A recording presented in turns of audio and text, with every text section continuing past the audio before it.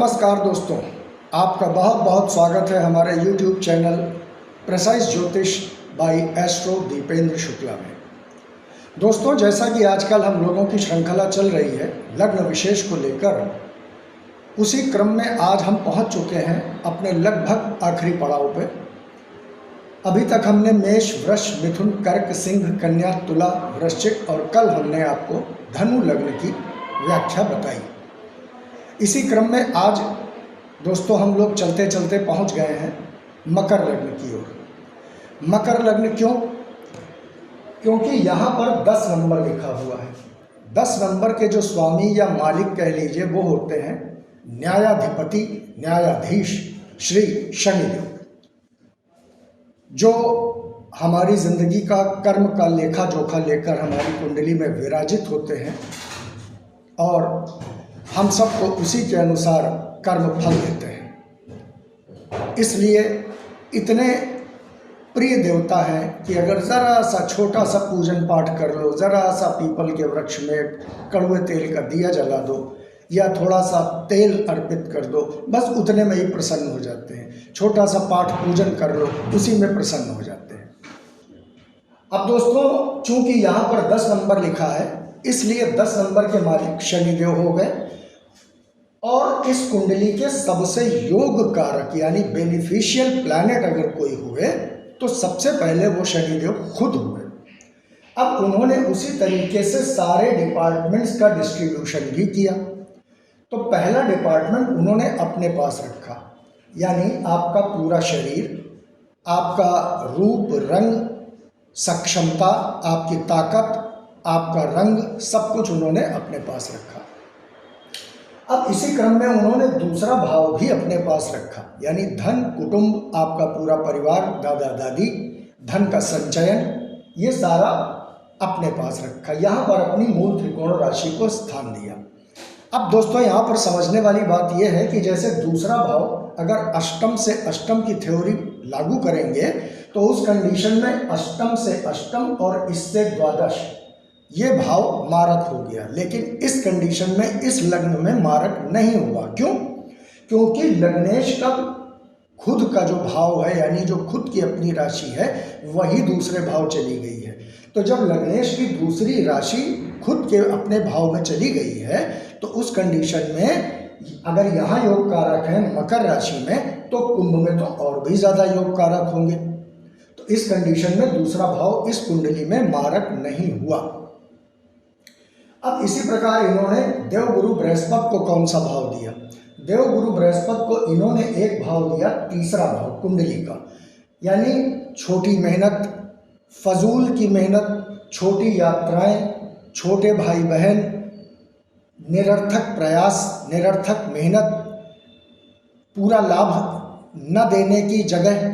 और इसी तरह इन्होंने देवगुरु बृहस्पति की मूल त्रिकोण राशि 12वें भाव में स्थापित कर दी, यानी जितने भी खर्चे हैं, जेल यात्राएं हैं, अस्पताल हैं और जितनी भी इस तरह की व्यय हैं, हानियां हैं, उनका भाव दे दिया। तो इस कंडीशन में चूंकि दोनों बुरे भाव इन्होंने देवगुरु बृहस्पति को दिए हैं, इसलिए देवगुरु बृहस्पति इस कुंडली में मारक हो गए।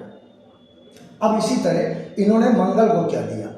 मंगल को इन्होंने एक भाव दिया, चौथा भाव, जो कि सारी सुख सुविधाएं, गाड़ी, वाहन, माता, हर चीज़ का भाव है। और एक राशि इनकी यहाँ एकादश भाव में लाभ भाव में दे दी।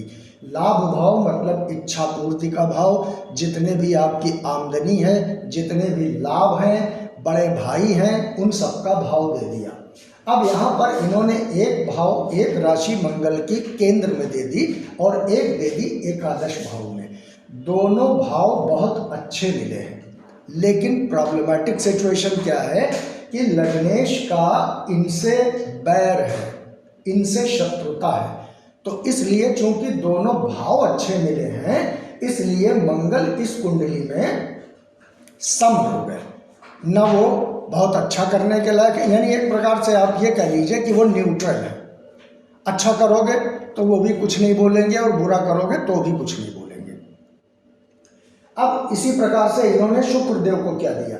अपनी मित्रता निभाते हुए इन्होंने कुंडली का 5वां यानी कुंडली का मूल त्रिकोण भाव जो है वो इन्होंने शुक्र को दे दिया।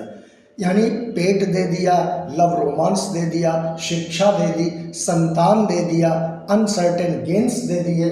तो इस कंडीशन में शुक्र और दूसरी राशि इनकी केंद्र में आ गई, यानी मूल त्रिकोण राशि जो है वो केंद्र में आ गई। जो भी आपका राज्य है, कर्म है, व्यवसाय है, पिता है, इन सब का भाव शुक्र को दे दिया। चूंकि लग्नेश के अति मित्र हैं तो इसलिए शुक्र देव इस कुंडली में बहुत योग कारक प्लैनेट बन के बैठे हुए हैं। अब इन्होंने इसी क्रम में बुध को क्या दिया? बुध को इन्होंने एक दे दिया छठा भाव, यानी रोग, कर्जे, ऋण, लिटिगेशन, झगड़े, झंझट, मुकदमा और कंपटीशन, छोटी बिल्कुल मजदूरों वाली नौकरी, इन सब का मालिक बना दिया। और एक राशि इनकी दे दी कुंडली के त्रिकोण में, यानी नवम भाव में।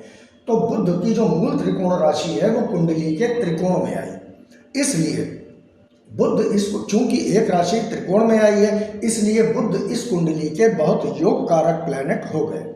अब इसी क्रम में चंद्रमा को क्या दिया? चंद्रमा और शनि में आपस में अति शत्रुता है। इस कंडीशन में भाई 8वें से द्वादश और लग्नेश का अति शत्रु, तो चंद्रमा इस कुंडली में अति मारक हो गए। अब सूर्यदेव को इन्होंने क्या दिया? सूर्यदेव पिता है और ये पुत्र हैं। इनकी शुरू से वैदिक काल से, यानी जब से सृष्टि की रचना हुई तब से इन दोनों में आपस में बनती ही नहीं है, ये तो सभी जानते हैं। तो इन्होंने वही शत्रुता निभाते हुए सूर्यदेव को सबसे वर्स्ट हाउस दे दिया। कौन सा? 8वां भाव। 8वां भाव इन्होंने भाव जो दिया है वो गूढ़ विषयों का दिया है। जितनी भी दिक्कत परेशानियां हैं उसका भाव दिया है, प्रॉब्लम्स का भाव दिया है, हर्डल्स का भाव दिया है। तो इन्होंने शत्रुता निभाते हुए सूर्यदेव को 8वां भाव दे दिया। इस तरह देवगुरु बृहस्पति से लेके और सूर्यदेव तक इन्होंने जो भी विभागों का डिस्ट्रीब्यूशन किया वो इस लेवल पे किया। अब दोस्तों ये बात यहाँ पर आधा चरण पूरा हुआ। अब पूरा चरण कैसे पूरा होगा?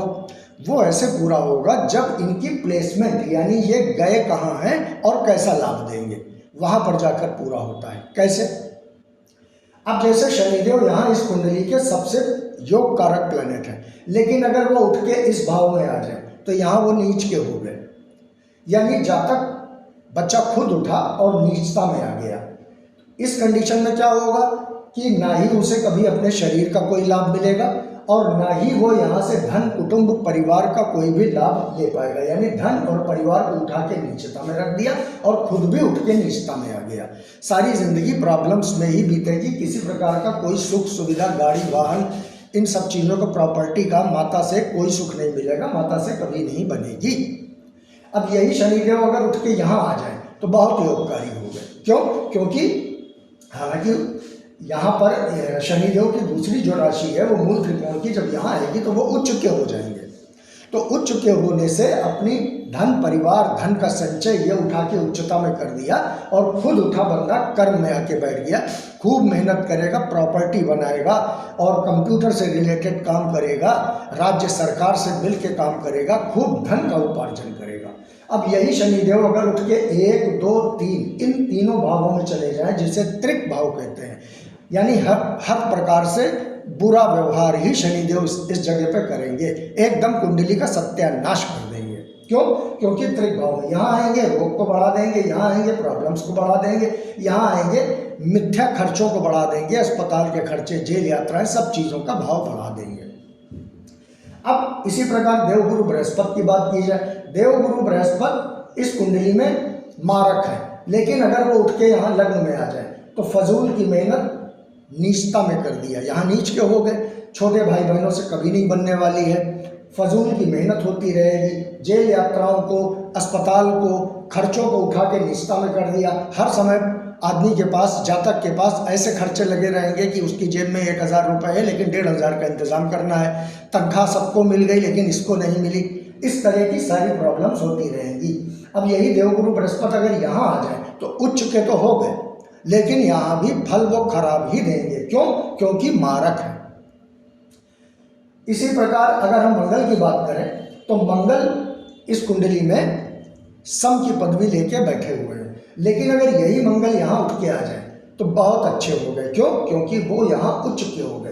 सारी सुख सुविधाएं, गाड़ी, वाहन, उठाकर अपनी उच्चता में रख दिया, अपनी माता से बहुत अच्छी बनेगी, यहाँ से पूरा लाभ उठाया और अपने ऊपर रख लिया, यानी जिंदगी में हर प्रकार के सुख सुविधाएं इस बंदे को मिलेंगी। यही मंगल अगर उठ के यहाँ पर आ जाए तो हमेशा जिस काम में हाथ डालेगा उसमें उसको सफलता मिलेगी। यही मंगल अगर उठ के यहाँ आ जाए तो कुंडली के त्रिकोण में आ जाएगा, हर तरीके की सुख सुविधाएं उसको प्राप्त होगी, बंदा संतान सुख से पूरी तरह पूर्ण होगा। इसी तरह अगर हम शुक्रदेव की बात करें, शुक्र इस कुंडली के योग कारक प्लैनेट है, लेकिन अगर वही उठ के 6 नंबर में आ जाए तो वो नीच के हो गए, यानी संतान को उठाया नीचता में रख दिया, लव रोमांस को उठाया नीचता में रख दिया, पेट हमेशा अनसाउंड रहेगा, जितने भी अनसर्टेन गेम्स हैं वो होते होते रह जाएंगे। इसी प्रकार सारे कर्म को उठा के नीचता में रख दिया और अपने कर्मों को उठा के नीचता करके पिता के हाथ में दे दिया, यानी सारी प्रॉब्लम्स जो हैं वो अपने पिता को दे देंगे। लेकिन अगर यही शुक्रदेव यहाँ आ जाए तो मेहनत को बढ़ा जरूर देंगे, लेकिन उस मेहनत का फल इस आदमी को बहुत मिलेगा। यही शुक्रदेव अगर यहाँ आ जाए तो भी अच्छे फल होंगे, यानी यहाँ अच्छे फल देंगे, यहाँ अच्छे फल देंगे, यहाँ उनको दिशा बल भी प्राप्त होता है तो यहाँ और अच्छे फल देंगे, यानी सुख सुविधाओं, यानी अपनी खुद उठे और सुख सुविधाओं में आकर बैठ गए, अपने पुत्र को भी सारे सुख प्रदान करने की सक्षमता इनके अंदर आ जाएगी। इसी प्रकार अगर हम बुध की बात कर लें तो बुध यहाँ पर योगकारी प्लैनेट है। अगर बुध यही उठ के यहाँ पर आ जाए तो वो नीच के हो गए, यहाँ पर रोग ऋण शत्रु दुर्घटना मुकदमा इन सबको उठा के नीचता में रख दिया, बंदा हमेशा इन्हीं सब चीज़ों में फजूल में दौड़ता भागता रहेगा।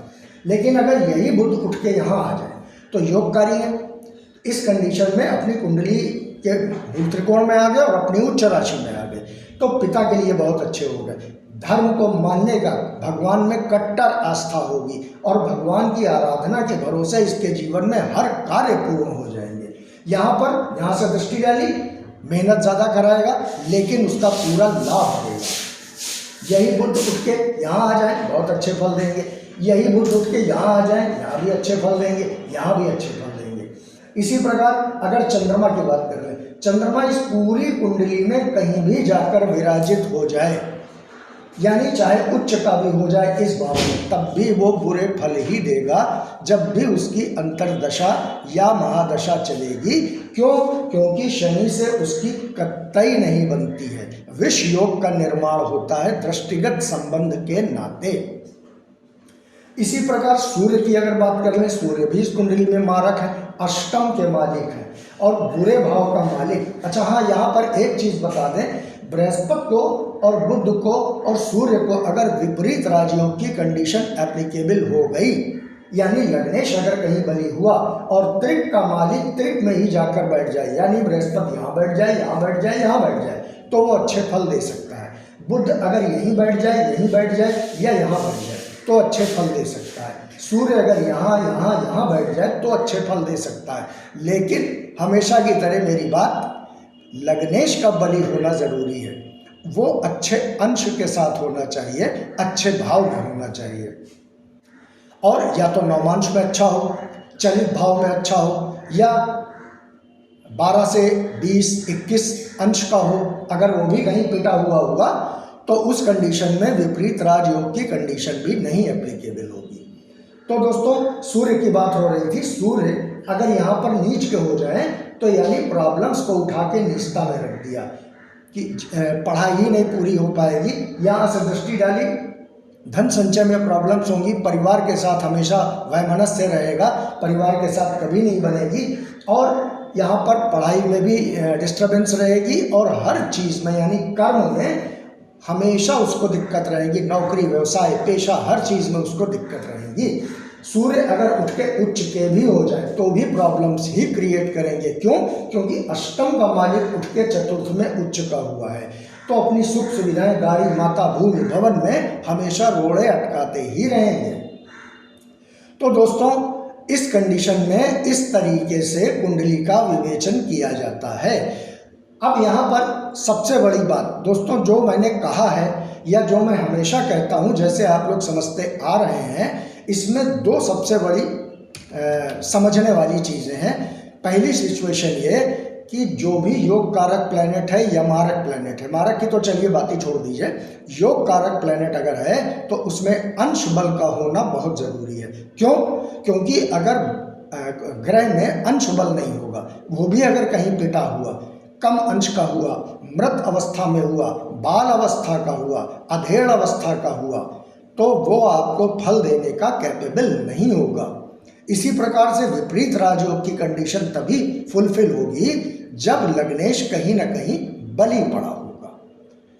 तो दोस्तों, आशा करते हैं कि आपने आज भली भांति मकर लग्न की कुंडली के बारे में समझा होगा। आप लोग कॉपी पेन लेके नोट करिए। कहीं कोई डाउट है तो आप हमें व्हाट्सएप पे मैसेज करके भी भेज सकते हैं, और किसी भी लग्न को हमारी 2 बार देख लेंगे, पूरी तरह क्लियर हो जाएगा। तो दोस्तों, आज अपनी ज्ञान देने की श्रृंखला को हम यहीं पर विराम देते हैं, अपनी वाणी को विराम देते हैं। आप लोगों के ऊपर परमात्मा हमेशा अपनी कृपा बनाए रखे, ऐसी ईश्वर से हमारी कामना है। अपना प्यार यूं ही बनाए रखें, हमारे चैनल को सब्सक्राइब करें, लाइक करें, शेयर करें और अपना आशीर्वाद बनाए रखें। तब तक के लिए नमस्कार।